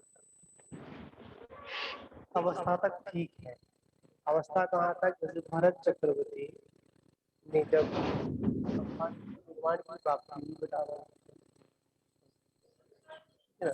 तो निर्वाण की प्राप्ति हुई तो भरत चक्रवर्ती रो रहे थे। एक कथन आता है पाठ में, गणधर देव भी रो जाते हैं। आंखों से अश्रु आ रहा है, दोनों के रोने में फर्क है। एक अज्ञानी रो रहा है उसका फर्क अलग है, ज्ञानी का रोना अलग है। तो ज्ञानी क्यों रो रहा है, वो इसलिए नहीं रो रहे कि भगवान को मोक्ष हो रहा है, उनका रोना इसलिए है कि अगर आपको तो मोक्ष हो गया, मैं संसार अवस्था में भी हूँ, तो मुझे सन्मार्ग दिखाने वाला कौन है। उसका रोना भी जहाँ तक ठीक है, अवस्थागत ठीक है, कोई उसमें आपत्ति नहीं है, हाँ, दर्शन भी होगा, लाभ मिलेगा, सारी व्यवस्थाएं होगी, ठीक है ना। तो यहाँ पर उस अपेक्षा से हमारी आपने प्रश्न रखा था, महाराज जी बोल रहे थे, बड़ी मार्मिक बात है कि जिनेंद्र भगवान का उपदेश तो वस्तु स्थिति को दर्शाने वाला है, इसको कोई बाधा नहीं है। वहां तो ऐसी अवरल धारा चल रही है, बिल्कुल प्योर पानी चल रहा है। अब वो जिसके पास जैसी पात्रता है, पात्रता में सहभागी कसाई योग सब उसमें जो मतलब संसार के भी कारण आ गए और संसार से मुक्ति की भी कारण आ गए, संसार के भी कारण आ गए और मतलब संसार से मुक्ति कारण है। जैसी जिसकी पात्रता है उस पात्रता के अनुसार उसका ज्ञान उस रूप में उसने ग्रहण कर लिया, इसमें सर्वज्ञ का कोई उस नहीं। अगर कोई मान कर बैठ जाए ये मंदिर मेरा है, ये भगवान मेरे है, तो मान के बैठ जा, मेरा क्या जाएगा, मंदिर तो जहाँ है वहीं का है। अगर ये मंदिर तेरा हो तो तेरे साथ तीनों पर्याय में होना चाहिए, तीनों कालों में तेरे साथ होना, ऐसा संभव नहीं है। अब कोई किसी की मान्यता में अगर आ जाए कि मैं वास्तविक हूँ, बुद्ध हूँ, पर श्रद्धान जब तक ये नहीं होगा कि मैं ज्ञायक आत्मा हूँ, श्रद्धान में चलेगा, घटाघटी यही चलेगी। जैसे आपने कहा था 6 महीने बाद लौट कर आएगा, 15 दिन बाद लौट कर आएगा, सुबह का फिर शाम को आ जाएगा, पर एक बार तो अपने आत्मा की ओर हमको सन्मुख होना पड़ेगा। जब और जिस अवस्था में जिस स्थिति में सन्मुख होंगे उस अनुसार, जैसे पानी गिरा, फिरोजाबाद में नहीं गिरा, फिरोजाबाद से बाहर गिरा, हवा आई ना, उस हवा की अनुभूति पानी के साथ हुई नहीं हुई, चाहे उसको आप अनुभव रूप में कह लो, चाहे उसको आप प्रत्यक्ष अनुभूति के रूप में कह लो, और शब्दों का जो एक जाल है, उस जैसे बात आई थी ना, भावना और भाव, भाव है ऐसा होना चाहिए, और भावना में मेरी भावना है बस, बहुत अच्छी बात है। तो यहाँ पर यही सब लगाना पड़ेगा, अनुभव और अप्रत्यक्ष अनुभूति का, उसको अपन एक व्यक्ति अनुभूति शब्द में बोल देते हैं। इसमें भी कोई आपत्ति वैसे अध्यात्म तो नहीं है, पर लोक व्यवहार की स्थिति में आपत्ति आती है। जैसे आपको बताऊं, एक साधु का एक बोल है, अध्याय प्रवचनों में बोलते हैं, हे ज्ञानी, क्या हे ज्ञानी, एक आचार्य कुंद का भी उपदेश है, हे ज्ञानी, हे भक्त, हे मुमुक्षु, हे योगी। उन्होंने उस अपेक्षा से बोला कि इस शब्द को सुनकर आपका ज्ञान जागृत। जैसे भगवान महावीर स्वामी और सिंह के पर्याय में थे, तो दो युगल मुनिराजों ने उनको संबोधन किया, उन्होंने फ्रेंच बोलकर संबोधन नहीं किया, हे भव्यात्मा, ये भगवान आत्मा बोलकर संबोधन किया। जैसे शब्दों को सुना, आत्म जागृति पैदा हुआ, निकल गया आगे की ओर।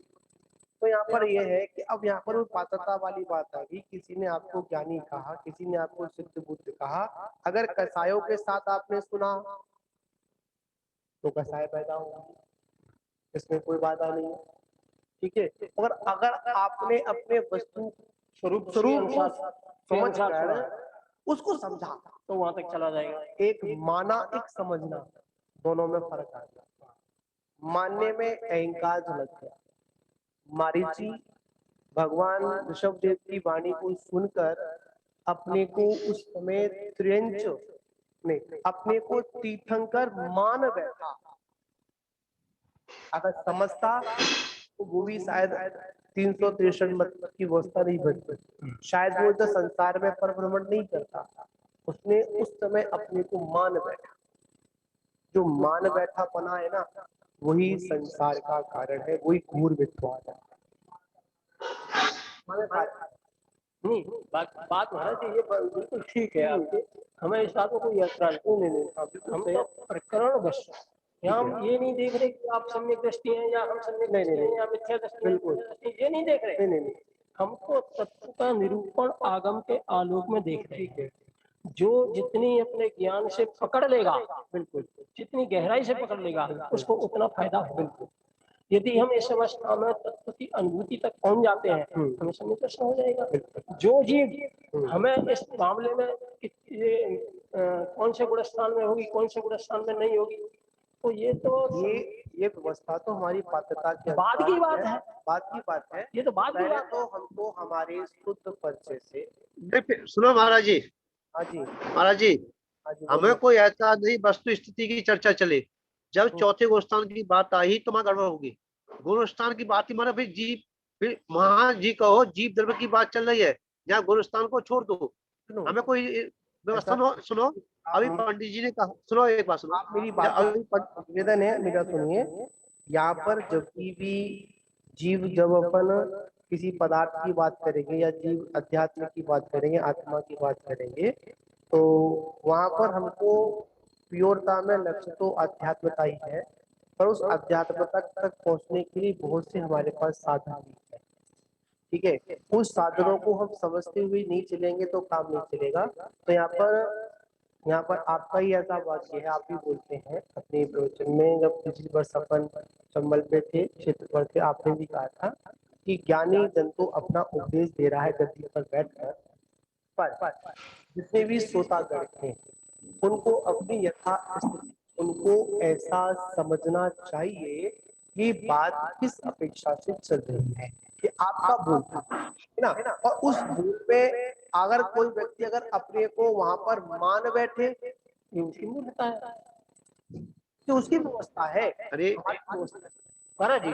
जब चर्चा चलती है तो गुणस्थान की भी चलेगी, ऐसा नहीं है। हाँ, लेकिन हम आपका गुणस्थान नहीं देख रहे, आप हमारा गुणस्थान नहीं देख रहे, ये तो एक सामान्य बात है। सामान्य बात में तो गुणस्थान की बात केवली तक की बात आएगी। अभी पंडित जी ने कहा चौथे गुणस्थान उसमें जोड़ा था, इसलिए मैं बोला था, चौथे गुणस्थान नहीं बोलते, हाँ, बोलना नहीं फिर पड़ता बोलेंगे, छठवां भी है बोलेंगे, जी। चौथा भी बोलेंगे, पांचवा भी बोलेंगे, लेकिन नहीं, किसी आपने ये को कहा इशारा चौथे करते हुए बोल। नहीं। अच्छा पवन जी कुछ अरे भाई, अब बोलना है तो उसके लिए कोई मना नहीं है, महाराज जी बोलना है तो अपनी अपने मनमानी करें तो उससे मतलब नहीं है। सामान्य, महाराज जी सामान्य बात होगी, चतुर्थ स्थान माने चतुर्थ स्थान। ये इसका मतलब नहीं है कि मैं अपने को चतुर्थवर्ती और किसी को नहीं मान रहा, अपने को मानो, ये बात नहीं है यहाँ पर। पवन जी कुछ बोल रहे हैं। सैद्धांतिक बात चली है। अनम्यूट करें पवन जी की यहाँ से। अरे अभी पासुन अभी पंडित जी, पवन जी क्या बोलिए कह क्या? रहे हैं? हाँ बोलो पंडित, पवन जी बोलो। पवन जी क्या कह रहे हैं? अनम्यूट कर, वहां से आप करिए उसको, अनम्यूट करिए वहां से, आप करिए उसको वहां से, ऐसा बोलो। गुरुदेव ये पूछना है, जैसे अभी बात गुरुजी ने बताई थी, आचार्य जी ने, कि रसगुल्ला, अब रसगुल्ले का जो ज्ञान है वो किसी के भी ख्याल में आया, रसगुल्ले का ज्ञान तो रसगुल्ला ही है। अब उसको लेने के लिए यदि वो चलेगा तो उसको लेके, और जब उसको अनुभव में आएगा तो अनुभूति हो जाएगी, और जब अनुभूति हो गई तो उसको रसगुल्ले के ज्ञान की आवश्यकता ही नहीं है, फिर तो उसको स्वाद लेगा वो सीधा सीधा। तो ज्ञान में तो वो किसी के भी आए तो रसगुल्ला प्रत्यक्ष ही आएगा, और उसकी बात नहीं है। अब इसमें कुछ कहना हो तो बताएं। कुछ बोलो पवन जी। बोले हैं? बोले देखो, क्या? ये जो रसगुल्ले का उदाहरण है कि ज्ञान है या श्रद्धा है या चारित्र, उसका मीठा स्वाद है, ये तो बहुत स्थूल उदाहरण है, बहुत स्थूल है। रसगुल्ले का ज्ञान बाहर रह करके भी हो सकता है, रसगुल्ले का स्वाद जीभ पर आने पर ही होगा। एक तो बात ये है, बहुत कॉमन बात है, लेकिन स्वप्न में रसगुल्ला भी नहीं होता, रसगुल्ले का ज्ञान होता है, जीभ भी नहीं चलती और स्वाद होता है। इसीलिए एकांत रूप से ये कह देना, ये बात बराबर नहीं जमती। क्यों कि ज्ञान जो है कभी सोता नहीं, जागृत है। स्वप्न अवस्था में जितने भी हम स्वप्न देखते हैं, पांचों इंद्रिय संबंधी स्वप्न देखते हैं, एक भी इंद्री ना तो उस विषय में प्रवर्तन करती है और ना वो विषय है, परंतु ज्ञान में ही सब कुछ तैयार हुआ मैटर, और ज्ञान ने ज्ञान का ही भोग किया, और उस काल में स्वाद वैसा ही है जैसा इंद्रिय ज्ञान इंद्रियों को भोगते समय का है। हाँ, क्योंकि प्रतीति है। इसीलिए ये स्थूल उदाहरण आपका केवल एक देश वही लागू होता है, सर्वदेश लागू नहीं होता। पंडित जी एक बात और यहाँ पर है समझने वाली है। महाराज जी, हाँ भाई एक मिनट बोलो फिर आप बोलना कि उसमें एक बात। महाराज जी, एक मिनट मैं बोल रहा हूँ, एक मिनट आप बोलना है, मैं बोलूंगा। एक मिनट आज यहाँ विषय जो वाला है कि जैसे जब तक हमको उस रसगुल्ले की मिठास की अनुभव या अप्रत्यक्ष अनुभूति नहीं हुई, तब तक हम उसको प्राप्त करने के अग्रसर ही नहीं होंगे। पहले मन में आया ना, जैसे हमसे किसी ने कहा कि रसगुल्ला मीठा होता है, अनुभव भी आया कैसा होता है, अब पता चला, पर हमने इमेज बनाकर जो अनुभूति की, इमेज वो ज्ञान की है, चाहे उसको अनुभव रूप में कहें, अप्रत्यक्ष अनुभूति में कहें, आई जब हमको पता चला कि हाँ ये ऐसा होता है, ऐसा होता है, बहुत उसका व्याख्यान सुना, जैसा सुना वैसा श्रद्धांत भी करते गए, वैसी भी दिमाग में तुरंत इमेज भी बनती गई, ऐसा ऐसा ऐसा ऐसा ऐसा। आओ ऐसा जब तक पूर्णतः से अनुभव और अप्रत्यक्ष अनुभूति नहीं आई, तब तक हम प्रत्यक्ष रूप की ओर भी अग्रसर नहीं होंगे। इस संबंध में कार्मिक व्यवस्था क्या है, हाँ माने वस्तु व्यवस्था क्या है, इस पर भी दृष्टिपात करना तो कोई बुराई नहीं। बिल्कुल बिल्कुल बिल्कुल यहाँ पर यही है कि जब तक ज्ञानियों के द्वारा जो हमको शुद्धात्मा का जो अनुभव बताया गया, उनके द्वारा कहा गया, हमने उसको जैसा था वैसा श्रद्धान किया, और वैसे ही जो माइंड में अनुभव के बाद सुनने के बाद में जो हमारे अंदर एक काल्पनिक जो रचनाएं चालू हुई, इसमें आत्मा नीली है, पीली है, अनेक अनेक प्रकार की बातें विकल्पों में है, वो विकल्पात्मक प्रत्यक्ष, मगर यहाँ पे कह लेंगे विकल्पात्मक अनुभूति। विकल्पात्मक एक से एक तो ये जीव है कि जिस जीव ने पहले सम्यक दर्शन प्राप्त नहीं किया, माने प्रथम प्रथम सम्यक होता है, तो अनादि मिथ्या दृष्टि को होता है। वो अनादि मिथ्या दृष्टि किसी न किसी समय किसी अवस्था में ज्ञानी गुरुओं से देशना सुनता है, ये नियम है। उस सुनने के काल में उसे सम्यक हो भी जाए और ना भी हो जाए, दोनों ही बातें हैं। मान लीजिए उसने देशना सुनी, यथार्थ तत्व उसने सुना और उसके अनुभूति में नहीं आया, अनुभव तक रह गया, आयु समाप्त हो गई और वो चला गया। अब वो चारों गतियों में से कहीं भी गया हो योग्यता के अनुसार, अब उसे वहाँ मान लीजिए नरक में गया तो वहाँ देशना तो है नहीं, या त्रियंच में गया वहाँ देशना तो है नहीं, पुनः देशना मिले या ना मिले, परंतु जो पूर्व देशना है उसके संस्कार उसके पास है। वो पूर्व देशना के संस्कार उसको जाति स्मरण से या स्मृति ज्ञान में किसी भी प्रकार से आ जाए तो वहाँ सम्यक की पूर्ति हो सकती है। हाँ, तो वो कोई ये बात ऐसे ही है। इसको अपन एक भाषा में कह देंगे अधिगमन सम्यक दर्शन, नहीं सॉरी निसर्ग सम्यक दर्शन। हाँ, निसर्गज वैसे कभी होता नहीं है, उस काल में निसर्गज है जिस समय हुआ है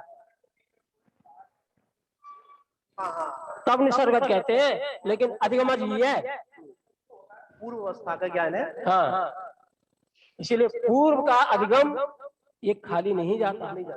ऐसे ही जिस छोटे लड़के ने कभी भी रसगुल्ला नहीं देखा हो अपने जीवन काल में अभी, और उसे स्वप्न आ जाए तो उसे भी मीठा ही लगेगा।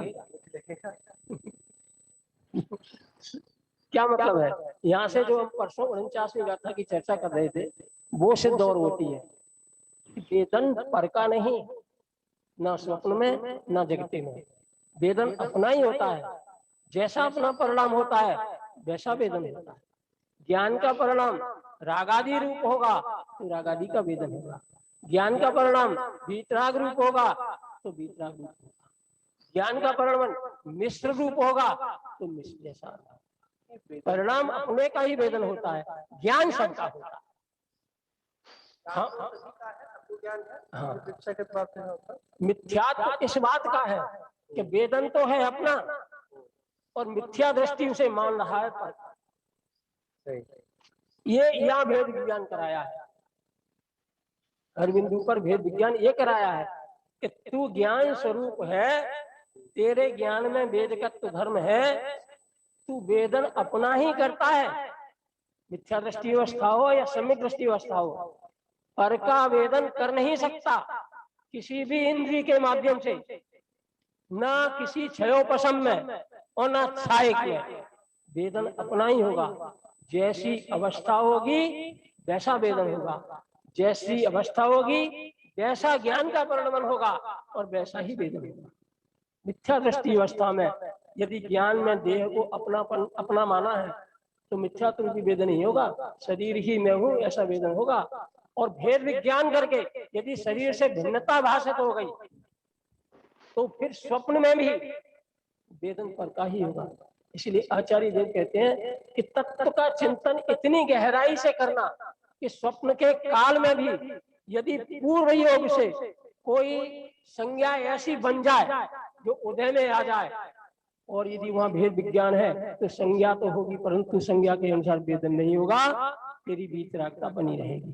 देखिए एक पैसा आया था, हम इटावा थे, बच्चे आते थे इंग्लिश सीखते थे, लोग कोचिंग करते थे, उसमें एक बात हो रही, कोई टीचर था उनका, वो एक मार्मिक बात उस समय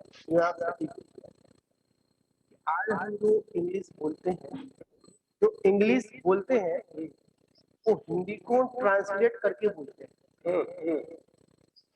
क्या करते हैं, क्योंकि शब्द आज इंग्लिश के बोल रहे हैं, इंग्लिश देखते तो पहले संज्ञान में क्या आते हैं, हिंदी शब्द आते हैं, उसको ट्रांसलेट करते हैं अपन, पर वो इंग्लिश नहीं है, ट्रांसलेट हो रही खाली बस, वो इंग्लिश नहीं है वो ट्रांसलेट है खाली बस।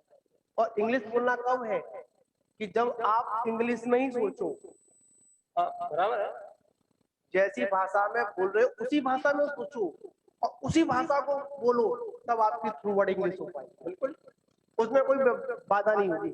उसी प्रकार यहाँ पर आज जितना भी हम अनुभव कर रहे हैं, अनुभूति कर रहे हैं, उन ट्रांसलेट कर रहे हैं बस। तो चौथा गुणस्थान क्या है, एक ट्रांसलेटर है खाली बस। और कब होगा, थ्रू वर्ड कब चलेगी, जब हम उसको पूर्णतः जैसा है वैसा सोचे, वैसा ही मनन करें, खाते में, सूते में, चलते में, क्या सारी अवस्थाएं कैसी बिल्कुल एक धारा में बनी थी, इसको कहेंगे निर्विकल्प अवस्था। महाराज इसमें एक नहीं संशोधन में थोड़ा यहाँ कोई तो हाँ बोलिए। एक इसमें सुझाव देना चाहता हूँ। तो ये बात ठीक है, ट्रांसलेट इंग्लिश नहीं है, हाँ ये बात ठीक है, लेकिन किसी हिंदी वाले को अंग्रेजी सीखना है, भाई फर्राटे से बोलना है, तो पहले ट्रांसलेशन की अवस्था से ही गुजरना होगा। बिल्कुल। आगे ना वो तो यहाँ व्यवस्था कोई आ गई, चौथी वाले को बात में आ गई, गुस्सा लगा रहे कि अपने को ट्रांसलेशन वाली व्यवस्था समझनी पड़ेगी। मिथ्या दृष्टि को ही सम्यक दृष्टि होना है। हाँ, मिथ्या दृष्टि को सम्यक दृष्टि, अवृत्ति को देशवृत्ति, देशवृत्ति को महावृत्ति, महावृत्ति को केवल ज्ञान। एक क्रम है, इसको क्रम को उल्लंघन नहीं करना, क्रम है ये। तो जब मिथ्या दृष्टि को सम्यक दृष्टि होना है, तो मिथ्या दृष्टि ट्रांसलेट करके देखे। पहले वो भगवान की बात सुनेगा, फिर वो ट्रांसलेट करेगा, माने अपने अंदर देखेगा कि ये आश्रम इन्होंने कहा, कर्म के आने को आश्रम कहा या कुछ और भी कहा है, तो कुछ और तक जाएगा, क्योंकि कर्म का आना आश्रम है, ये तो द्रव्याश्रम की बात रही और ये तो सुनते ही चले आए हैं, उसमें हमने उतना ही मान लिया, तो ये पूर्ण ज्ञान नहीं है आश्रम। द्रव्याश्रम से भिन्न जो भावाश्रम है, सच में भेद ज्ञान भावाश्रम और शुद्ध ज्ञान में करना है। हमें भेद विज्ञान मति ज्ञान और ज्ञान में करना है, हमें भेद विज्ञान शुद्ध ज्ञान और ज्ञान में करना है। हमें भेद विज्ञान जो तत्व ज्ञानी है, जिस स्तर में हम यहाँ चर्चा कर रहे हैं, वहाँ भेद विज्ञान शरीर और आत्मा में भेद विज्ञान करने जैसी अवस्था का नाम नहीं है, ये तो हर आदमी जानता है।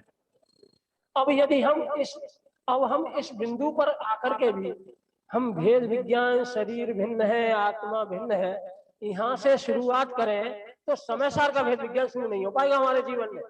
ये तो आपके लिए है, हाँ, ये तो आपके लिए है, पर यहाँ पर शरीर आत्मा को भिन्न की अवस्था का भेद विज्ञान तो आप लोगों के लिए है, मतलब ग्रस्त अवस्था, मतलब मिथ्या दृष्टि के लिए। वहां पर उसको भेद, यहाँ तो मात्र अपने गुणों का चिंतन करने की व्यवस्था है। ये तो गीता की बात है। हाँ,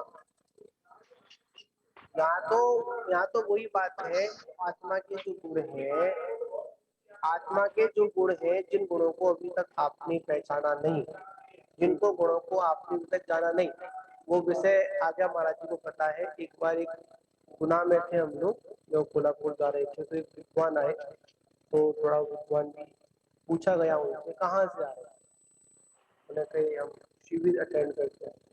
तो शिविर में आपने क्या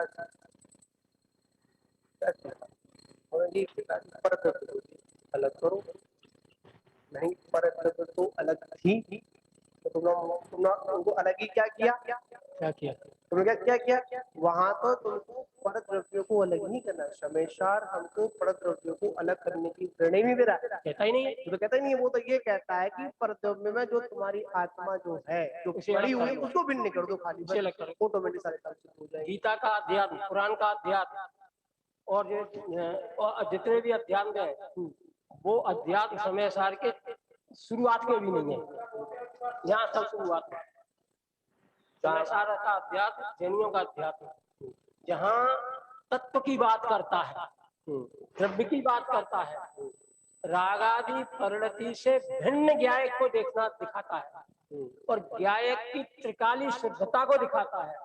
तो ज्ञायक की त्रिकाली शुद्धता जो छठवें कलश में दिखाई, गाथा में कही थी, वहां शुद्धनय का प्रयोजन करके हम अपने यहाँ से सुनकर पूरे जीवन में ये 3 प्रयोग बार बार करके अपने ज्ञान में देखें कि हमें शुद्धता नजर आ रहा है। वो शुद्धता को जब तक हम अपने को शुद्ध नहीं समझेंगे, तो शुद्ध होने का उद्यम भी नहीं करेंगे। हाँ, पहले उसको समझने की कोशिश करें। जब तक हमको स्वयं घर का परिचय नहीं होगा, जब जो स्वयं परिचय नहीं होगा, तब तक अपने परिचित हो नहीं पाएंगे। हमारा जीवन एक प्रयोगशाला होगी। हाँ, और एक जो है प्रवचन जो है एक गाइडलाइन होगी, 1 घंटे का क्लास है, 1 घंटे की क्लास है और जीवन हमारी प्रयोगशाला। क्या सुना, इसे हम अपने जीवन में देखते रहे, ये मुख्य कला है। प्रयोग करते रहे इसका। हमारा अभीक्षण ज्ञानोपयोग का मतलब क्या होता है? ये तो है यही तो प्रयोगशाला है है। कि एक क्षण भी हमारा ये विज्ञान के बिना ना रहे। वर्तमान पर्याय, वर्तमान दशा जैसी है वैसी स्वीकार करते हुए भी हमारा एक भी क्षण तत्व ज्ञान से रहित ना हो जाए, इसका नाम अभीक्षण ज्ञानोपयोग है। शेर की अवस्था में शेर ने किया था। महाराज जी आप विराम करेंगे थोड़ा हाँ सा? बोले महाराज जी, आप बोलिए। बोले हाँ बोलिए आप। अभी पंडित जी ने कहा था चौथे गोस्तान में चारित्र होता है, तो मैं आपसे ये पूछना चाह रहा हूँ, ये बताइए कि जो ये आचार्य ने कहा है कि इस कसाय का अभाव होने पर जो 4 चौकड़ी कसाय हैं, ठीक है, एक चौकड़ी का अभाव होता है, सम्य रसन होता है, दूसरे का होता है उसमें एक देश चारित्र होता है, दूसरे में जो होता है कि वो मुनि बनता है। तो ये जो व्यवस्थाएं बनाई, तो उन्होंने ये क्यों नहीं कह दिया कि पहले ही कि एक चौकड़ी के अभाव में दर्शन ज्ञान चारित्र होगा, क्यों नहीं किया उन्होंने? एक आपसे निवेदन है, मैं आपसे पूछूंगा चारित्र का मतलब क्या? है जी, चारित्र का मतलब क्या है? चारित्र शब्द को आप कहाँ मतलब में लगा रहे हैं आप? जी जी जी, कहाँ कौन से मतलब है, ये क्या लगा रही है जी, बताइए, यहाँ बोले पर ना जी। सुनो, यहाँ पर ये मतलब है, चारित्र शब्द मतलब है कि चरण करना, मतलब उसकी ओर चलना। चलना तो उसको सम्यक चरण कह तो दिया कि स्वीकार किया ना। महाराज मैं जी चारित्र की चर्चा कल मैं सोच रहा था कि इसकी चर्चा अभी करूं एक बार, और आपने यदि आज ये इस प्रश्न ये चर्चा का विषय दिया है तो मैं कल इस पर चर्चा करूं। इसकी चर्चा कल करेंगे, ठीक है ना? हाँ, समय हो गया, इसलिए कैसी व्यवस्था है, आचार्यों की क्या दृष्टि रही और हमारी दृष्टि क्या रही। हाँ पहले तो हम चारित्र की जैसे वास्तव चारित्र में भी एक देश चारित्र, सकल देश चारित्र, की बात यथाख्यात चारित्र से है, बिल्कुल ये आपका क्यों पढ़ कहना, लिया? आपका इसलिए हाँ कहना सुनो बिल्कुल एक बात, आपका इसीलिए सम्यक्त अरे बात सुनो, सम्यक्त को चारित्र इसलिए नहीं कहा, इसलिए सम्यक्त चरण कह दिया, जैसे यथाख्यात चारित्र। अरे आप महाराज जी कल सारी चर्चा विस्तार से करेंगे। बात सुनिए आप, यहाँ पर बात ये है, हम चारित्र में भेद प्रभेद बाद में करेंगे, पहले अपन चारित्र की स्थिति को समझेंगे। पहले चारित्र समझने में क्या है? हाँ, पहले अपन चारित्र के उस अर्थ को समझेंगे आचार्यों के द्वारा। आचार्य श्री ने अनेक अनेक आचार्यों ने किस प्रकार चारित्र की परिभाषा कहाँ कहाँ क्यों पर कह दिया उन्होंने? तो हाँ, ये क्यों कह दिया? के विषय को अपन कर लेंगे। एक सूत्र है आचार्य कुंकुन स्वामी का, चारित्र खल्लूधम्बो। दर्शन 3 सूत्र है उनके, दर्शन मूलोधम्बो, वस्तु स्वभावोधम्बो, चारित्र खल्लूधम्बो। ज्ञान क्रियाभ्याम मोक्ष। हाँ ठीक है ना? तो हम क्या करेंगे कल इन 3 शब्दों पर ही आगे समय जो आएगा, ठीक है ना, 3 समय में अपन चर्चा करेंगे, क्योंकि हम पहले चारित्र तक पहुंचने, हम जिस सारी क्रिया तो चारित्र भेद करें, पर वास्तविकता क्या व्रतों को लेना, महाव्रतों को लेना, अणुव्रतों को लेना, क्या ये चारित्र है? अगर ये चारित्र हम समझकर बैठ गए हैं तो भी हमारा कल्याण नहीं है। ये चारित्र की क्रिया है, चारित्र नहीं है। व्यवहार चारित्र ना, या व्यवहार नहीं, थोड़ा उसको ले लेंगे, वो चारित्र क्रिया है, तो मतलब एक बाउंड्री है अपनी आत्मा को सुरक्षित करने की। हाँ ठीक है। इसीलिए तो महाराज जी सम्यक चरण कह दिया है। हम इसकी बात कल करेंगे आपसे, बिल्कुल करेंगे। आप आत्मा अनुभूति है, ये भी जो है चारित्र का ही अंश है। नहीं, कल महत्वपूर्ण ये चर्चा रहेगी कि ना, जो आचार्य ने चारित्र की जो परिभाषा हम लोगों को जो बताई, वो वास्तविकता क्या थी। आज हम क्रिया को ही एक आपका आत्मा चरण क्यों कह दिया, बात क्यों की है? स्वामी आप बोलते हैं पूजा करे, नहीं इसको बोलते हैं पूजा करे, क्रिया कर, पूजा करे, हाँ क्रिया करे, पूजा का ये जगत की रीत है, और पूजा उसकी हो नहीं सकती जिसको पर से प्रीत है, ठीक है ना? हाँ ये बिल्कुल, जहाँ अरहंत, जहाँ पंच परमेश्वरी से भी प्रीत लगी है, जब तक जो है हमारी अनुभूति नहीं होगी, आत्मा की दर्शन नहीं होंगे, आत्मा का तप नहीं कल होगा। करेंगे, आप निश्चिंत रहिए, आपके सानिध्य में क्रिया पूरी करेंगे हम, ठीक है ना? अभी विराम 9:30 बज गए हैं। कोई अध्यात्म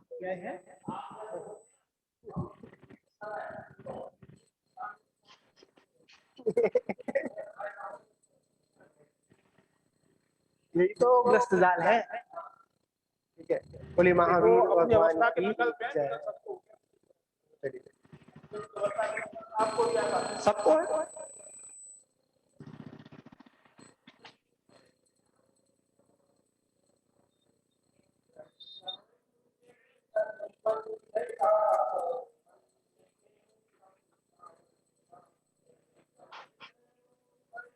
माँ का उज्जा हो तो मुझे बताओ।